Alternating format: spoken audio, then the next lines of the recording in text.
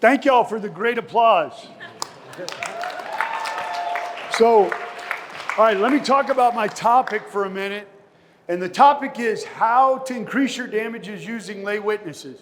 So call friends and family at trial to talk about the plaintiff. It helps your damages. Thank you very much. Now let me talk about what a lot of people have asked about in the last trial I did on damages, about this chart that I used. As you know, non-economic damages is 10 parts, right? It's not just pain and suffering, loss of enjoyment of life, physical impairment, disfigurement, mental anxiety, mental distress. And what I did in this last trial downtown last week was I made a chart and I talked to the jurors about past and future, each one of the 10, and gave them a chart, right? And so I started to talk about the first one that was on the list, loss of enjoyment of life. There's 9 other ones if you have that type of case. And I gave the jurors a way of measuring that, and there's no set way, but I said, you know what? Minimum wage is $15 an hour. At $5 an hour, loss of enjoyment of life in the past is this, and in the future is this, right? Now, this is interesting. Got a good verdict. Got a stand-up double, right? But afterwards, I didn't go through the other ones. I suggested they extrapolate. And the jurors said they wanted me to go through each and every one of them because some of them overlap and they needed explanation for why loss of enjoyment of life is not also physical pain that takes away loss of enjoyment of life, etc. So, tip for damages. When you're arguing damages, right, understand that jurors have never done this before. Right? They don't know how to value. They don't know what you know about the history of damages. And so closing argument is your time to instruct the lawyers on your case who are going to go back and fight for you how to argue for damages in the deliberation room. And understand, if there's nothing else in damage arguments that I would recommend, is at the end of your closing, especially in rebuttal, you say, ladies and gentlemen, this is a civil case and you need 9 of 12. Unanimity is not required. Let me repeat, 9 of 12. Why is that? Because what happens in the deliberation room, you're winning your case. Everybody wants to give you money. Who's going to give $10 million? Going once, going twice. You got 9 votes. You should be done. No. They want a unanimous verdict. All right, how many for 9 million? Oh, there's 11 votes. How many for 7 million? 12 votes. $7 million verdict. Where it could have been higher because 9 of 12. And I think a big killer in damages is this innate thing, right? Come on, boy. He only got 420 million last time, so he knows. But that's not what y'all want to hear, right? You're not here to hear about technical stuff. What y'all want to know is how to settle a $20 million case, right? Well, the secret is, first thing you do is get a $20 million case. Oh, wait a minute. Isn't this the place where we learn the secret words to use to get money? No. I want y'all to do some stuff with me, and then I promise you this will make sense at the end. Well, that maybe it will. I want to talk to y'all about the secret of winning. I want to talk about the secret of winning in law and in life because they are the same things. And I want to ask you, when we go through this, to think about your own life for just a minute. Okay? Now, how many people are in this room, you think? What, 300, 400? 400. You guys think that we're all ballers? 10 years from now, you're going to come back 5 or 6 or 7 of you are going to be the ballers that the rest of you go, I wanted to be like that person. And in 10 years from now, most of us who aren't the ballers are going to say, well, that's because he or she got lucky. They got the big case. They were good looking. They were well spoken. They got family money. They advertise really well. And that helps. But I want to tell you that what it takes to be up here and to be successful the way everybody wants to be is not about being lucky, smart, good looking, whatever. It's about understanding that you have to show up. Now I want you to look to your left and your right. Look down about 9 people on each side.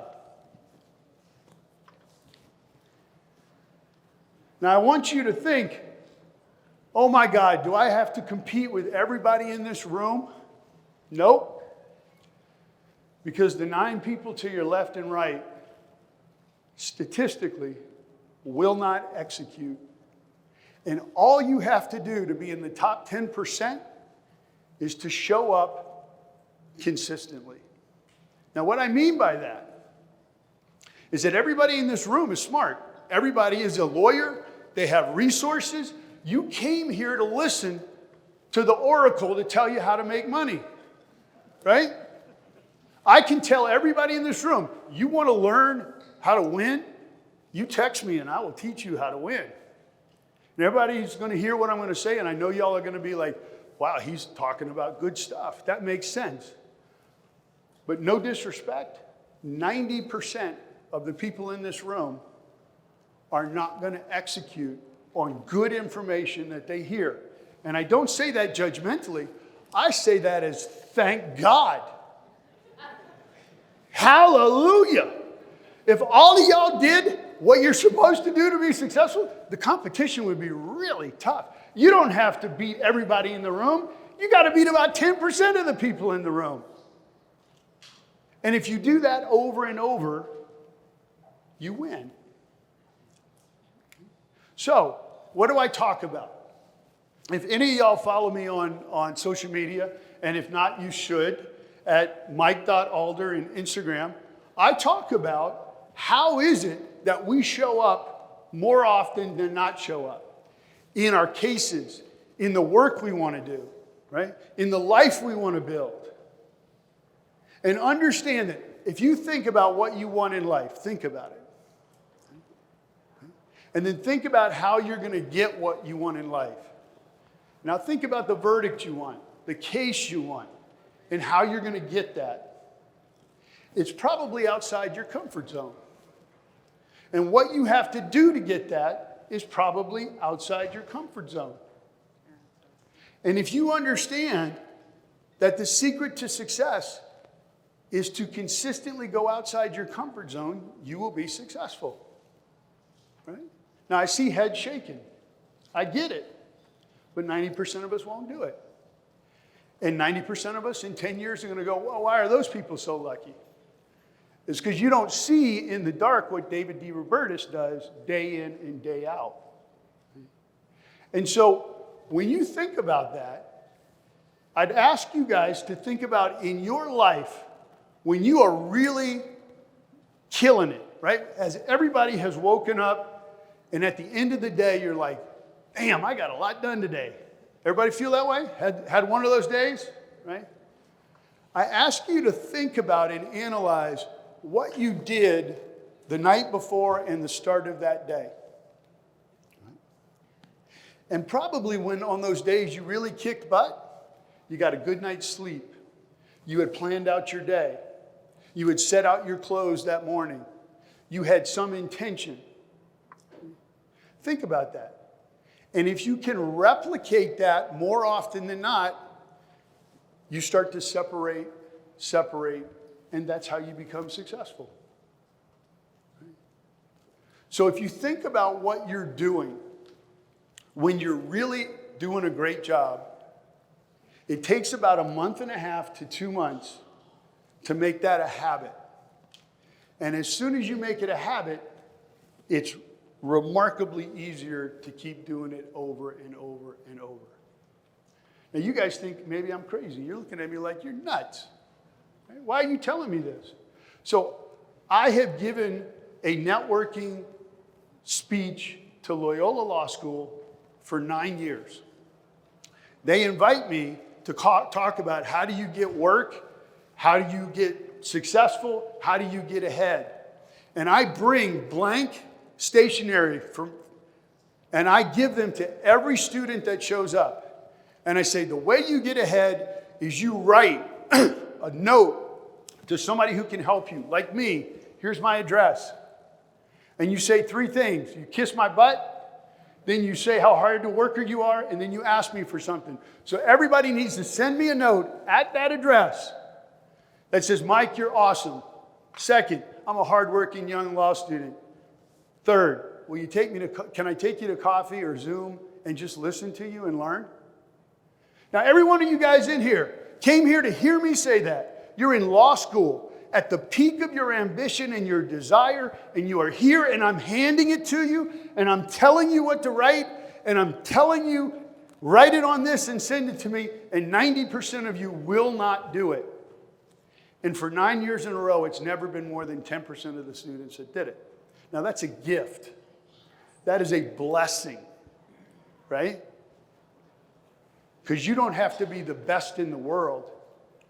You just have to be in the 10% that actually do something. Right? Does that make sense? Yeah. Right? So now I want to switch gears. And I want to talk to you all about how you think about life that goes into damages. And does anybody have their cell phone on them? Could you open your calculator for a minute? And I'd like for everybody to put in their calculator the number 83. And then I'd like to subtract from 83 whatever your age is.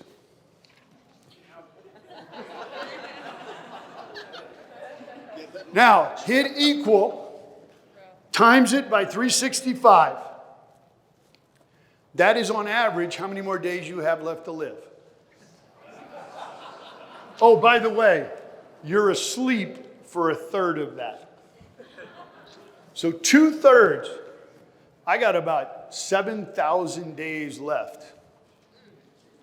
Now, most people when I do this go, God damn it, don't tell me that. And most people in about 2 days go, you know what?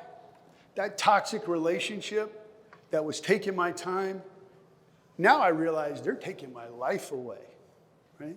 When you realize that you're 55 and you got 20 to 25 more summers left in life, don't those summers become more precious?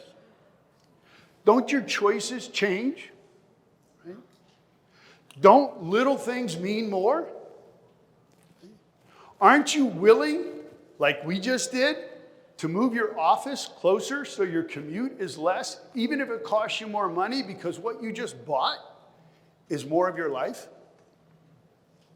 Does that make sense?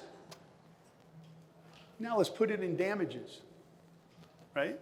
When you get to know your client, when you get to see what they're doing on a day-to-day basis, when you go to their house and you learn what's important to them, apply that same thing, right? Because what the defendant did was they took something from the plaintiff.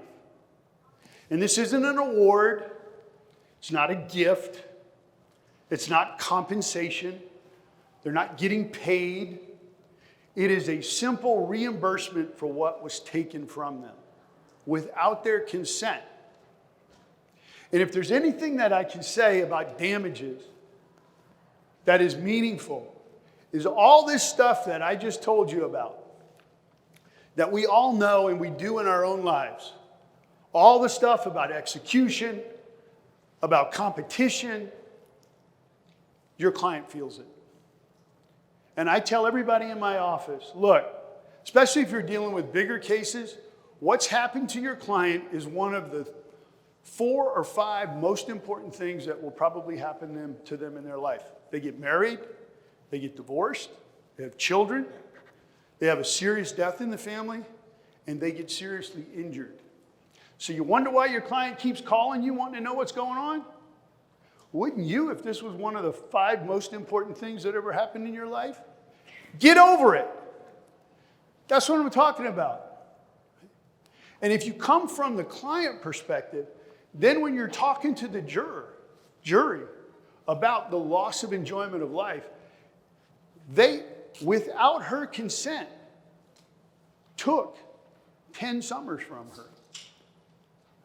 Without their consent, they took the ability to do things at 60 and at 70. And today, you have to analyze that under the law as your duty. But understand that if it's not enough reimbursement, they don't get to come back. Right? And just like in 1983, I worked at Wendy's hamburgers for $2.55 an hour, minimum wage, and it's now $15. Not only do they not get to come back, but the money that you think is enough today is going to be worth half as much 20 years from now, 25 years from now. So ladies and gentlemen, when you have all of these different things and you understand the magnitude of what was taken without their consent that requires reimbursement under the law, requires it. There's a reason the law is there. You must do it if you find these things. The reason that number, when you add it up, is so high sometimes is because it's a long time. And the longer it is, the less that money is worth. And by the way, when you're back there and you're talking about it, I understand there may be some disagreement, there may be some discussion. When 9 of 12 of you come to a decision, you have a verdict. Thank y'all very much.